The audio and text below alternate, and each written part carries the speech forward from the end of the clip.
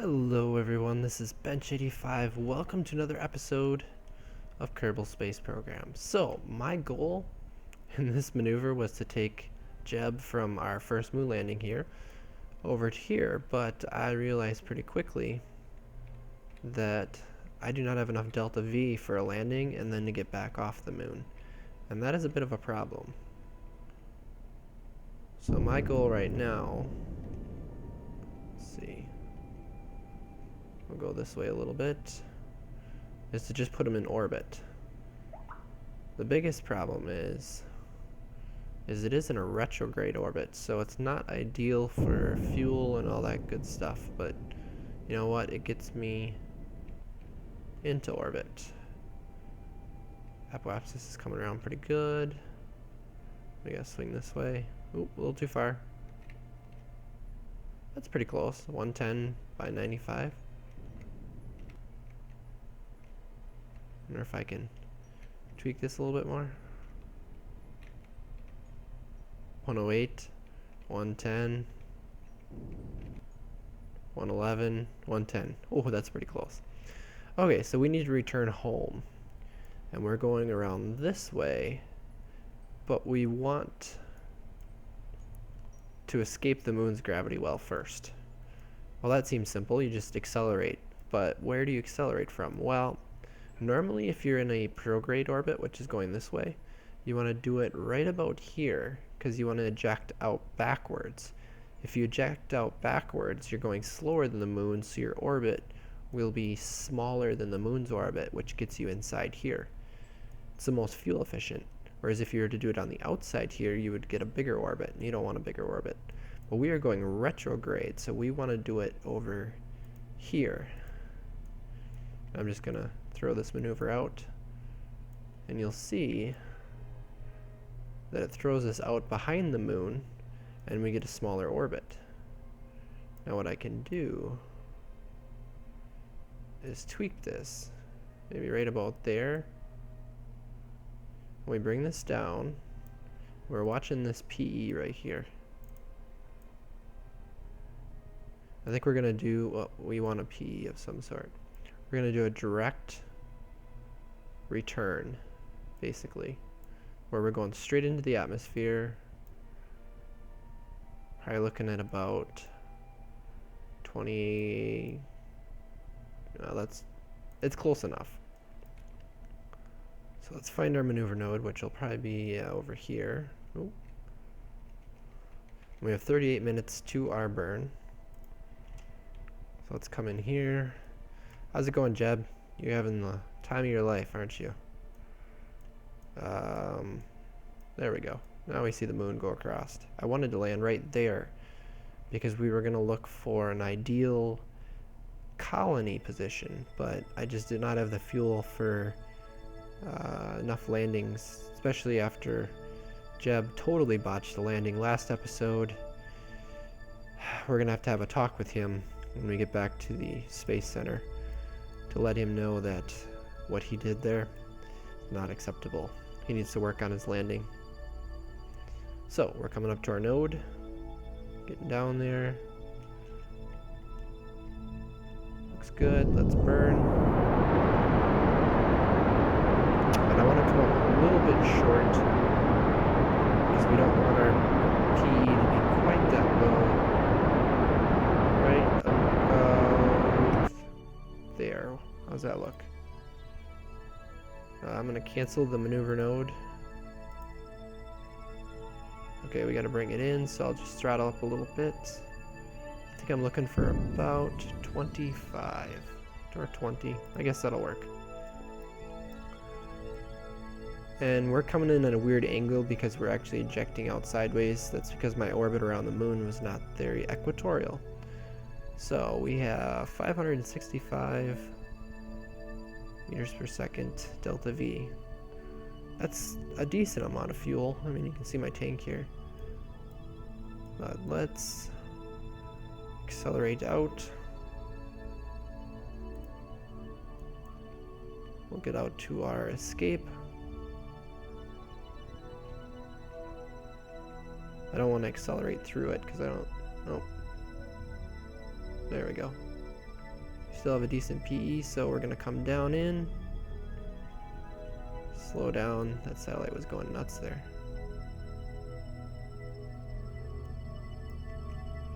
I'll change this to orbital for now. Our PE is in 6 minutes, 5 minutes, 4 minutes. Ooh, we gotta get back to this view. So we are coming in home. We are coming in hot. I'm gonna point it in the retrograde position. As such, it is really hard to see right now. Command pod's got plenty of resources at the moment.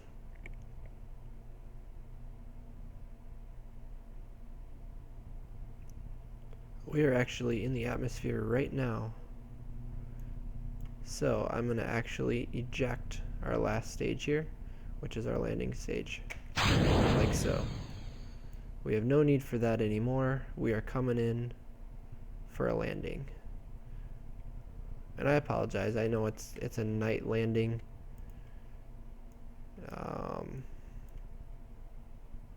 I might be able to land it on the day side if we start coming around here.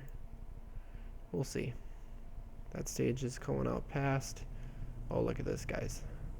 Look at this. We are coming in hot. We are coming in fiery. We've got some re-entry effects on this baby. I'm actually gonna unhook there so it stabilizes itself. And look at our speed coming in here. Whew. Red hot. How's it look like from inside, bud? I almost hit EVA. Oh yeah, look at that. Look at that fire. That's cool. Oh, we're coming into a sunset. Don't need vessel.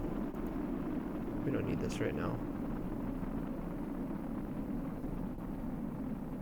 The burning is subsiding because we are slowing down. The heat shield will stop glowing.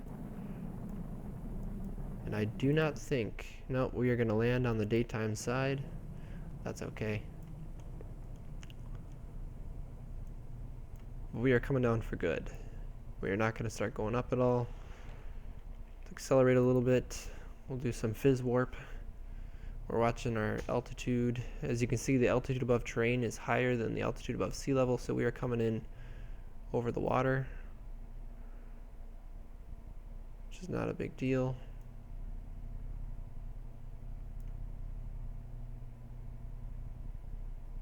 Six, 5, 4, 3,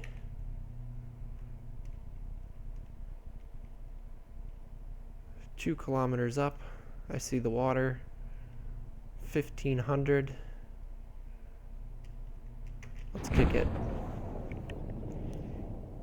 Looking good, looking good. 500 meters it will open right now. Perfect. We'll get down to the surface so we can splash down.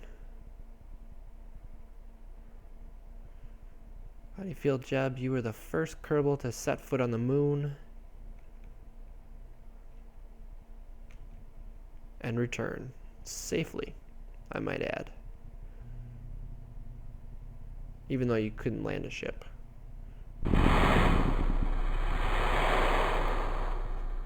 So, did you get any awesome, cool ribbons? You should have. You landed on the moon, man. Yep, he got 4 G's of acceleration because when he hit the atmosphere, flying horizontally at Mach 6 below 30,000, that was re-entry. First flag on the moon, first surface EVA, and first moon orbit. First footsteps on the moon. Man, Jeb, you are racking up the ribbons. Look at this. Oh yeah, I gave him a test pilot because he is a test pilot. So he's got a lot of ribbons. And I found out, oop, actually no, that's not where I wanted to go. Or yeah, I did, but I didn't want it to click on the building like it did. Now where is it taking me? No. That was a space plane hangar, by the way. That's the one thing that bothers me, is if you want to bring up this and you want to click on something here. There we go. So that gives you all the different things that he did here, and also lets me revocate an award if I want, or award one. He's accumulated 33 days of mission time. Awesome. And as far as awarding stuff, you will probably at some point get awarded one of these in here. Some of these are kind of cool. Exceptional courage, unselfishness, and valor. Oh yeah, when they die. Honorary retirement award. Station. Space plane. Here we go. This is the one he will probably get, because that's Jeb for you. So, with that, guys, I'm going to go into the VAB, and we are going to, well, I am going to build something for the next half of our mission here. We're going to be starting a new mission, and I think it's going to be a really fun project, but it's going to take some long-term building. So I'll meet you guys in the VAB. Alright guys, welcome back. Here we are on the launch pad with a new rocket. If you didn't know, these fuel tanks, this setup is actually the 2.5 meter tanks. We were using the 1.25 before this, so these guys are actually the next size up in rocket size. And this rocket I have built is capable of about 20 tons of lifting power, or payload delivery. So definitely a step up from where we are. And as you can see, we have Dilberry Kerman, who is our newest recruit. He's ready to go up. He's in a little unit up here. So with that, guys, we're going to go to about 3/4, maybe 2/3 throttle. Lock in the SAS, and 3, 2, 1, launch.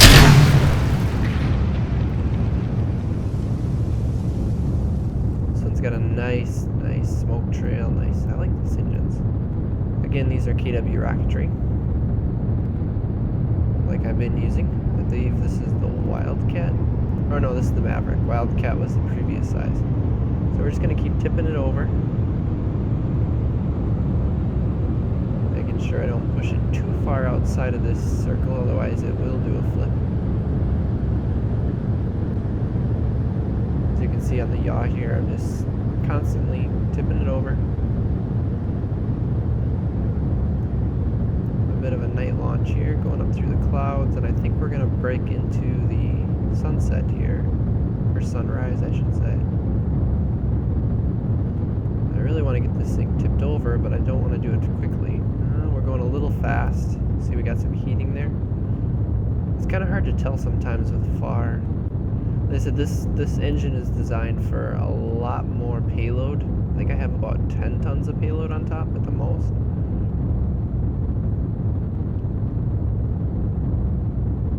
And Dilberry, I just realized that this rocket is a one-way trip for you at the moment, because I don't have any sort of recovery option built into this. I'm going to throttle down a little bit more, mostly so that I can really start cranking it over. We're getting into the upper part of the atmosphere, so I don't have to worry as much about aerodynamics. I'm going to wait though until I get to probably about 60 kilometers before we actually will pop the fairings.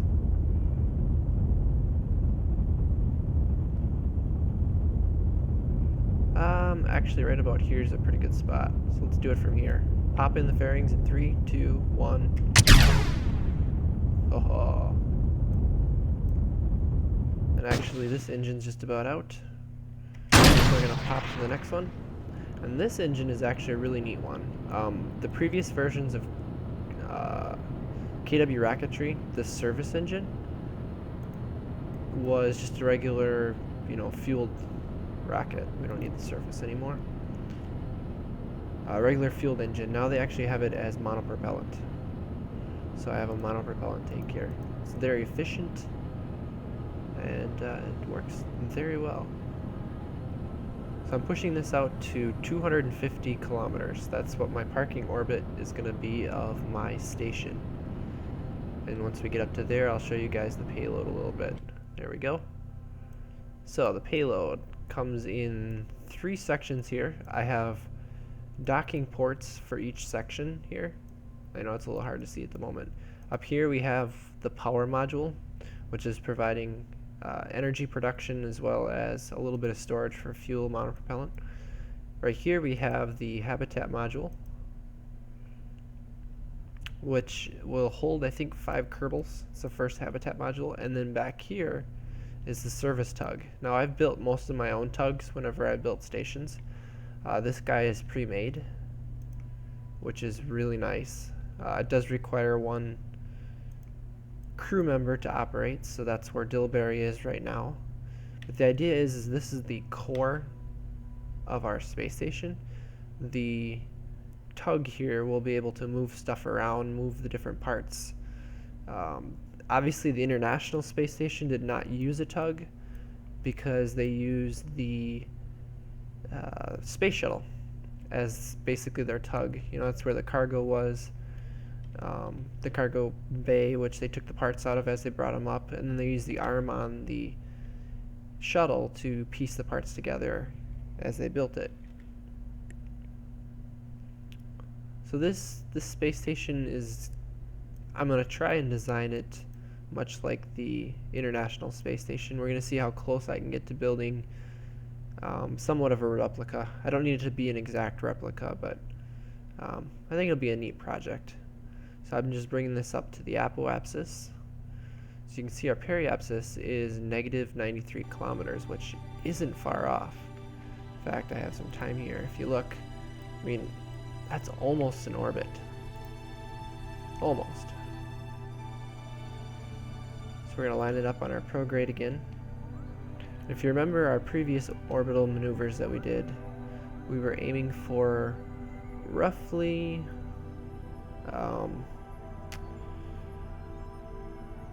2300, maybe about 2350 for your velocity here.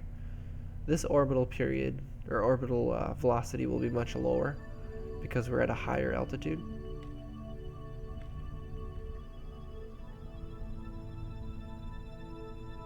So we'll bring it in close here, slide this back over.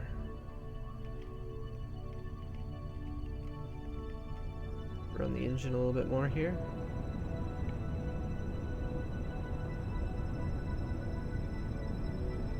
I'm going to control left and right here on the nav ball to adjust my apoapsis because it doesn't need to be quite this high.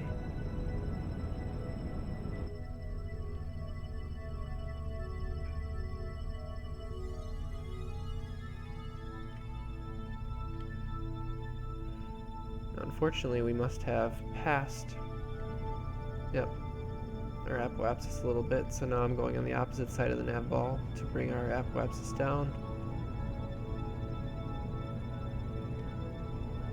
Try and balance it out here. I want it as close to 250 as possible.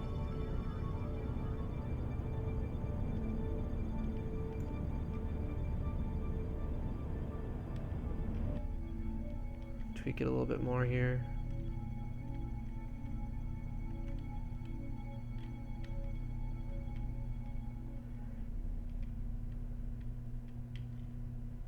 It ended up being very much a guessing game as you try and get it close. Actually, I'm going to tip this way up.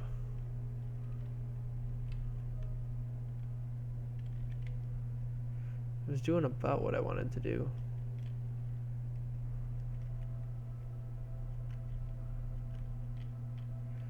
.252, yeah, that's pretty darn close. So with that, guys, we have our first section up here. What I want to do, we have full electric charge in that section. So I'm actually going to decouple this. The idea of trying to rotate this guy around without bumping it too much. There we go. I have limited electric charge on here, so No, I don't think this engine charges. Oh, it does. Oh, shoot. You know what? I hit that with the engine. Let's deorbit this. Close enough. Oh, look at that. 256. I messed it up, guys.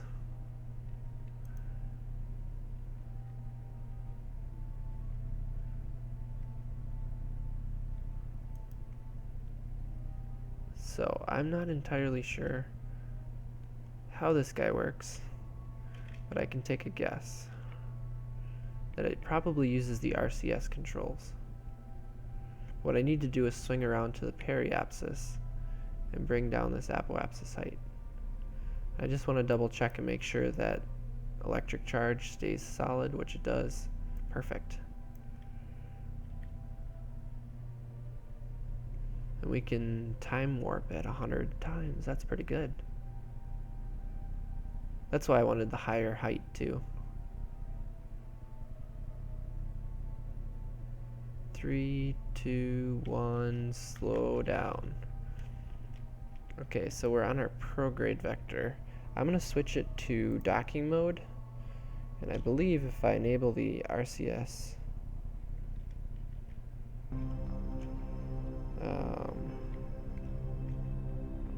should be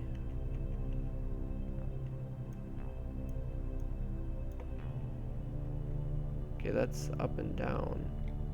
Okay, here we go. I'm gonna back up basically, so you can see I'm burning backwards.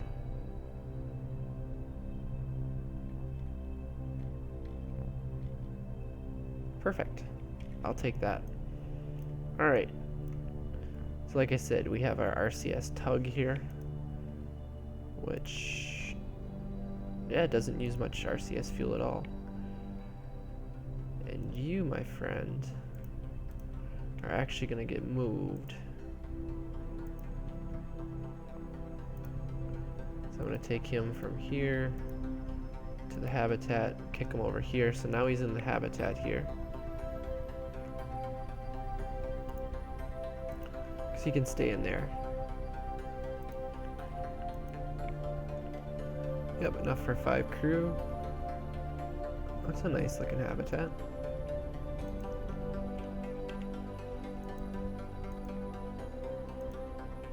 And I think,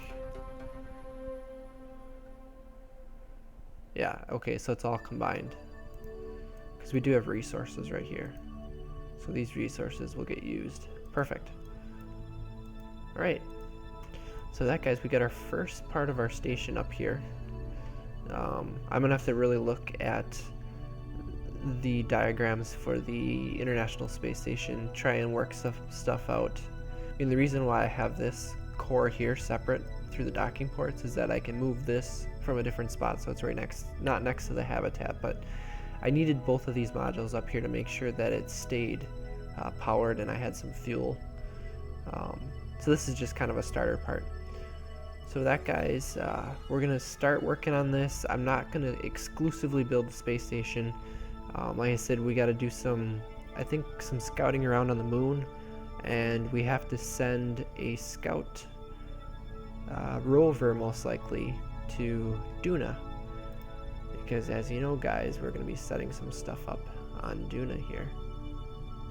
So we're going to look at heading to the red planet, and actually I want to bring this up. I want to add a new alarm for a transfer window from Kerbal, to Duna, which would be 192 days away. Oh, so we got a long ways to get an accurate, convenient one. Well, we'll stick it in there anyways. So with that, guys, as always, thanks for watching. Enjoy the view from up here, and take it easy.